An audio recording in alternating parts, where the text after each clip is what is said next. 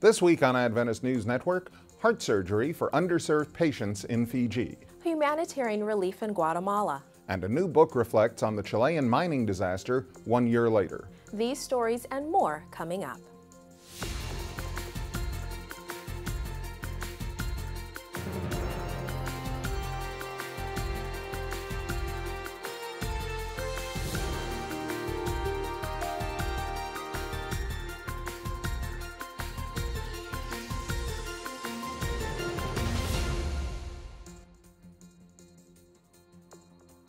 This is Adventist News Network, a service of the Seventh-day Adventist World Church. I'm Mark Kellner. And I'm Fernita Buddy. Thank you for joining us this week. First in the news, Sydney Adventist Hospital in Australia will provide free heart surgeries for up to 60 underserved patients in Fiji this week. The hospital's Operation Open Heart project has provided free cardiac surgeries for more than 600 people in Fiji during 20 trips to the South Pacific island. More than 60 cardiac specialists and other medical staff volunteer their time and skills to perform these surgeries. Since the project was launched, Operation Open Heart volunteers have performed some 3,000 surgeries in 13 countries. In addition to open heart surgery, expert physicians perform other surgeries, ranging from cleft palate repair to eye surgery. Sydney Adventist Hospital is one of Australia's leading providers of cardiac care. An Adventist hospital chaplain in Berlin was awarded recently for offering distressed pregnant women a safe, anonymous alternative to abandoning their babies.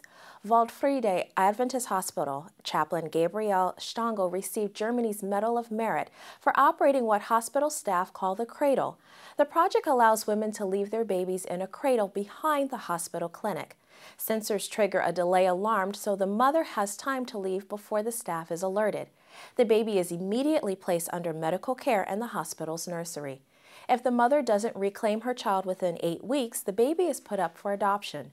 Stangl says mothers have left 20 newborns in the cradle over the past decade, and more than 100 women have given birth anonymously at Waldfriede.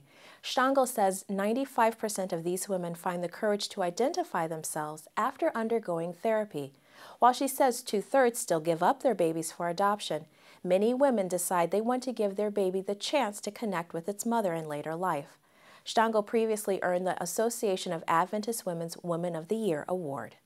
The Adventist Development and Relief Agency in Guatemala is partnering with a national television station in the country to collect and distribute relief supplies in the aftermath of several natural disasters. Thousands of Guatemalans were recently affected when their country was struck by earthquakes, tropical storms, and damaging rains. Young volunteers from dozens of churches in Guatemala City worked 14-hour days for more than a week to assemble and distribute food packages to shelters in affected communities. ADRA has also distributed water, hygiene kits, and other emergency supplies. Adventist leaders in the country are reporting that hundreds of Adventists lost their homes and farms.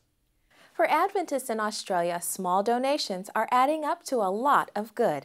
Alumni, staff members, and friends of Adventist-run Avondale College in Australia have collected $100,000 for mission by each donating at least 1% of their income for 2 years. The 1% Club pools these donations towards projects in developing countries. Previous projects have built schools, fed orphans, and paid teachers in Cambodia, India, and Nepal. For several suspenseful hours on October 13, 2010, the attention of the entire world was centered on a solitary spot in the Chilean desert. It was there that 33 trapped miners emerged to fresh air and freedom and the eager embrace of jubilant family and friends after having spent 10 weeks entombed 1/2 mile underground.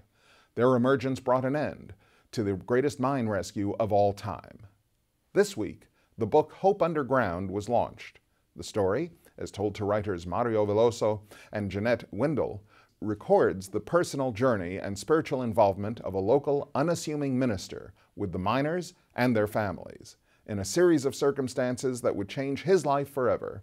Seventh-day Adventist pastor Carlos Parra Diaz rose to prominence by becoming the influential chaplain of Camp Hope, a makeshift tent community established not far from the site of the mine collapse.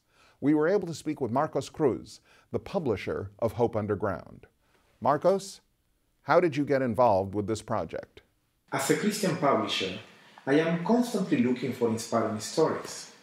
When I heard that the miners were discovered alive, and there was an Adventist pastor sending them 33 small Bibles, Pastor Para, I said, wow, that could be an excellent book. So I contacted Pastor Para, and the next day I flew to Chile to sign a contract with him to publish his story. The title of the book is Hope Underground, the 34 Chilean Miners, a story of faith and miracles. The media reported that there were 33 miners. Why is the number 34 mentioned in the title of your book? After Pastor Para sent out the 33 small Bibles, some of the miners started sending him letters to thank him for his pastoral care. In one of these letters, Jimmy Sanchez, the youngest of the miners, said, "There are actually 34 of us down here, because God has never left us alone." What drove these miners to defy failure and persevere against all odds? The successful rescue of the 33 miners was a deeply spiritual experience. When the miners realized that only a miracle could save them, they started to pray and repeat Bible texts that they knew by heart. We believe, without a doubt, that their faith in God gave them the courage to survive until they were rescued. For more information, visit aahbookstore.com. Thank you, Marcos. To find out more about this project, visit www.hopeunderground.com. Coming up, a preview of this week's Adventist Review.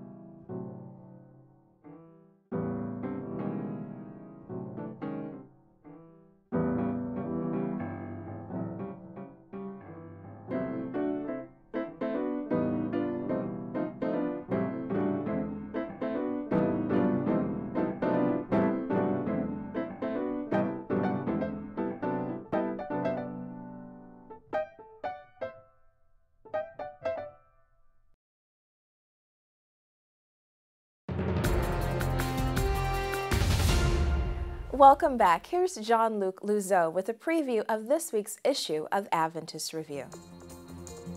This is a very special week in the United States of America. It is Thanksgiving. Thanksgiving takes precedent of all other things and all other holidays. It is first of all a special time for family reunion. But in all these festivities, which are mainly sharing plenty of good food, we often forget how truly blessed we are in the first world. Do we realize that 22,000 children under 5 years old are dying every day of poverty-related diseases? This is our cover story. We are supposed to be stewards of God's bounty. In fact, if I recall correctly, it was one of the first stewardship assignments that God gave to Adam. He told him all the fruits of the land and the trees were for him to use. Fortunately, since man received the gift, he used it in the most selfish way there is. On planet Earth, there is enough to eat for everyone. The sad truth is that billions are living under extreme poverty with less than $1 a day. When we will be about to taste our turkey and everything that goes with it, let us remember the less fortunate. Let us find ways to share of God's blessing. Our good friend and colleague Lael Caesar wrote the devotional. He explained that the better we understand giving, the better Thanksgiving will be. In Kids View, an interesting news tells us how students in one of our schools collected money to send to an orphanage in Haiti. And what difference did it make? Thanksgiving, stewardship, it is about sharing God's blessing around us. Don't miss this issue. Adventist mission videographer Dan Weber visited the southern United States in the aftermath of devastating tornadoes early in 2011. This is how Adventist Mission is involved. In April of 2011, the southern part of the United States was ravaged by a series of tornadoes.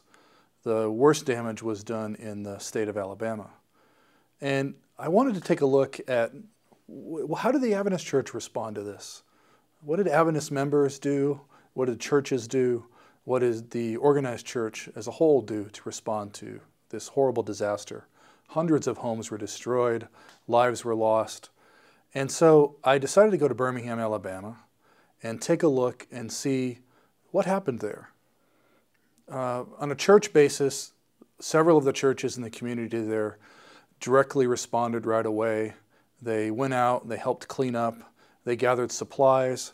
Adventist Community Services is an organized church on the whole, organized a warehouse, and they became the distribution point for all of the resources that were brought into the Birmingham area from all these different aid organizations. It was really something special to see. And then church members themselves, even though some of them had their houses destroyed, they were out the next day helping in the local community. Go to our website, adventistmission.org, and look for the video on the tornado. Now let's hear from Megan Bronner. She has this week's Adventist social media highlights. In honor of Thanksgiving, we've asked our social media followers to tell us what blessings they are experiencing. Our ANN Facebook friends said their top blessings were learning the truth about God and understanding His forgiveness. On Twitter, Ray Dabrowski says he's thankful for our right to free expression. Walter Mello told us he's grateful for the chance to use his work in media to fulfill the mission of the church. Bren Pro feels blessed by the transformation in his life and the lives of his family members. And Washington Conference remembered the 8-year anniversary of the Auburn Academy Girls Dorm Fire. They said they are still thankful for God's blessing of protection. We also took a Facebook poll this week asking you about your favorite part of the winter holidays. The majority of you said visiting family was the top priority, with rest and relaxation taking second place. And while one holiday is barely over, we're already talking about the next. We want to know how you plan to share the gift of Jesus' birth in your community. Reply to Adventist News on Twitter with the hashtag JesusBirthday, or leave a comment on our Facebook page. Look for your responses on our Christmas edition of ANN. Dwayne Leslie says recent laws in Europe are setting a dangerous precedent. We asked him to explain. Here in the United States, we're fortunate to enjoy significant levels of religious freedom. However, we are noticing a disturbing trend is there is an increase in anti-religion laws being enacted in Europe. Here in the International Religious Liberty Association, we're tracking these trends specifically against religious minorities because we're seeing a distinguishing factor between older and established religions and ones that are newer or have fewer members or deemed foreign. We think this sets a dangerous precedent. Recently, Congressman Heath Schuler and Trent Franks sent a letter to the French Prime Minister expressing their concern about anti-religion laws in France and the treatment of religious minorities there. We're also seeing examples, as we've seen in Hungary, where all but 14 of the largest, more established religions were recently deregistered. Unfortunately, the Adventist Church was included in that group, and again, the older religions were the ones that were protected. Again, these are just two examples of anti-religion sentiment that's going on throughout the world and why we have to be very strong advocates for religious freedom and protecting the rights to worship freely, regardless of the size or status of each religion. Coming up, a smart, easy way to work remotely.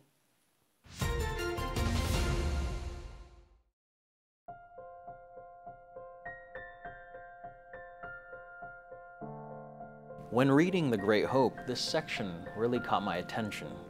As arrows from the Lord's quiver, the Reformer's words pierce their hearts. With whom, think you, are ye contending? With an old man from the brink of the grave? No, with truth, truth which is stronger than you, and truth that will overcome you. This brings me great hope because it's an excellent example of how John Wycliffe stood for the truth, and he defended that truth to the grave. Even as a person who was very educated in the philosophies of the world, he stood by the truth of the Bible. And this definitely gives me great hope, because no matter what happens in our Christian walk, we know that we can stand by the truth of the Bible.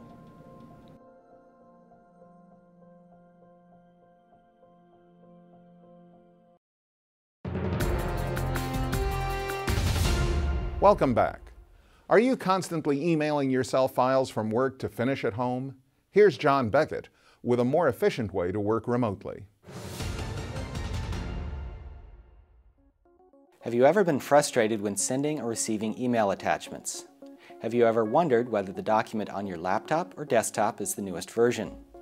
Today we're going to talk about a service that helps with these challenges. The service is called Dropbox. The core concept of Dropbox is very simple. You sign up for an account and install the software on each of your computers. A new folder is created that is in every way normal, except that the Dropbox software works behind the scenes to keep documents in the folders synchronized between the computers and the Dropbox site. This means you can start working on a document using your laptop and pick up where you left off on your home PC. It feels like the same document exists on both computers. Since it is a normal folder, you can work on documents whether or not your computer is connected to the internet. The next time you connect, Dropbox syncs things up. Dropbox can also be very helpful to those of us who have only one computer. Remember, the documents stored in the Dropbox folder on your computer are also synced to the Dropbox service on the internet. This means that if you were to lose your computer, everything in the Dropbox folder could be recovered just by installing Dropbox on the new computer. The website also keeps track of changes and deletions of documents. If you make a mistake, you can log into the site to restore what was lost. Finally, Dropbox makes sharing links to things easy. Just right-click the file you want to share and select Get Public Link from the Dropbox section. To learn more, visit Dropbox.com. For almost a decade, the Adventist Review has published a companion magazine just for kids. Kids View is geared for children ages 8 to 12 and features stories, devotionals, and puzzles. Walona Karamabadi previews this week's edition. In our December edition of Kids View, it is all about Christmas. We've got a great story from a guy in Australia about holiday traditions in other parts of the world. We've also got a great mission story involving local kids helping others in Haiti. And just so there are no cries of boredom during the break, there are 2 fun and easy activities to do as well. Many experts still debate whether an occasional glass of red wine might be healthy. Dr. Peter Landless says new concerns about alcohol should change the discussion. The debate rages on. Is alcohol good for your health? Well, the debate may rage on, but the evidence is so strong. Alcohol is the 3rd leading cause of preventable death. It is the leading cause of preventable mental retardation in the world. And now there is more and more scientific evidence which is coming out showing that alcohol is a cancer-causing agent. There are studies which are showing very, very strongly that using alcohol at any dosage, this is not talking about moderate drinking or severe drinking, it's talking about any level of alcohol use, is directly causally related to cancers. And the specific cancers which are under the spotlight right now are breast cancer. That has been shown for a number of years already. But now recently in May, the World Cancer Research Fund, an organization which does a huge amount of research on large numbers of people, showed that taking alcohol is directly causally related to causing colon cancer. And no matter what level one takes, there is no level of alcohol that is considered safe when it comes to cancer causing in the human body. And so it is being discussed with the talk about non-communicable diseases that cancer caused by alcohol is one of the most widespread problems faced in health today. Avoid it for your health's sake. Coming up, the news you reported this week.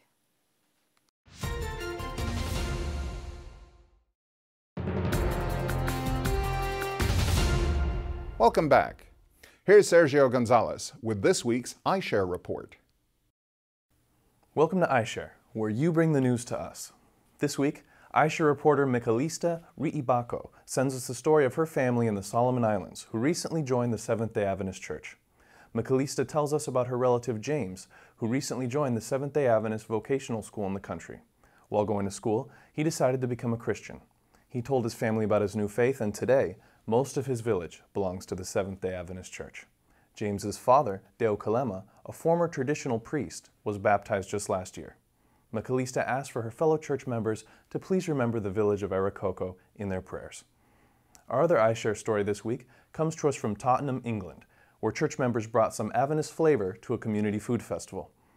In addition to food stalls featuring vegetarian and vegan cuisine, the volunteers took blood pressure and BMI measurements.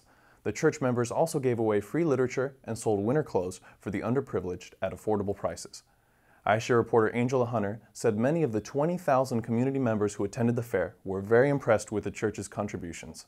In fact, Area Parliament member David Lammy told local pastor David Burnett he hopes to visit the Tottenham Church in the future. The event took place after riots rocked the Tottenham community and led to £200 million of property damage earlier this year. Thanks for watching, and remember to submit your own story to iShare. Just visit news.adventist.org/iShare. Now let's hear from Adventist historian David Trim. This week, a key milestone in church pioneer Ellen G. White's childhood. Welcome to This Week in Adventist History. On November 19, 1952, Hattie Andre, beloved Adventist educator, died. In early 1893, Miss Andre sailed on the second voyage of the Pitcairn and worked as a schoolteacher on Pitcairn Island until June 1896, when she returned to the USA.